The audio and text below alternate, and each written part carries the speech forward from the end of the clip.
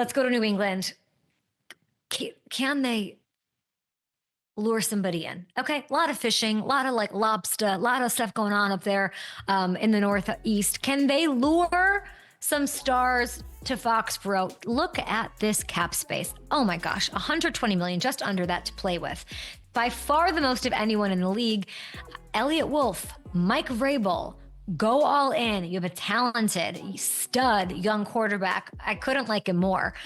He's on his rookie deal. And speaking of May, we did talk, and I asked him straight up, how much recruiting did you do down there at the Pro Bowl? Here he is. How much recruiting was going on with some of these Pro Bowl free agents?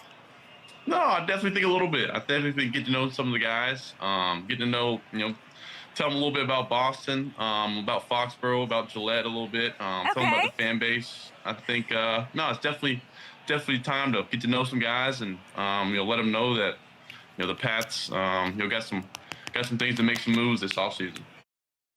So and I loved talking to him about that. I feel like he sort of opened I don't know, Hamilton, would you agree with this? Like, and it was the first interview with a quarterback we had all week. It was on a Tuesday. It was on Zoom.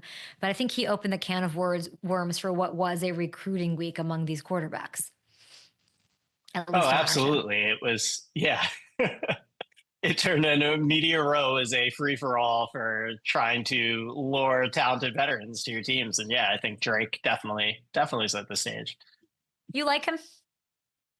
Oh, I do. I think he's incredibly talented. I think they they have to support him. Like you said, I think there are a lot of holes that need to be filled on that offense to really set him up for success. I think, whatever you want to say about Josh McDaniels as a head coach, I think as an offensive coordinator, he's a great choice to get that offense in gear and to develop him. Yeah. And I think, with that money, they're going to have opportunities to really go all in around him. I know we want him to get a receiver. You pointed this out yesterday. By the way, I'm eating Jolly Ranchers for breakfast today. Ben Selleck joining us shortly. This one is grape. And there's a guy that wears the grape color, purple, that I think would be a great fit. Yeah. And I think it is sexy. I think Ronnie Stanley is sexy. You put him on my radar, you pitched him to me, and I said, that makes a lot of sense. And, if we're connecting dots here, obviously they need to get that O-line together. He's the biggest free agent, okay? Talking about Pro Bowl, Drake was down there. Maybe he completely, joked with us about obviously talking to some of these receivers like Jamar and company. I don't know what the conversations were, but I think if you're Wolf and Vrabel and May, who's clearly involved in this, and they are caring what he's thinking, that's the number one pick. That's who you got to go. I mean, if he gets to the open market, T. Higgins would be great.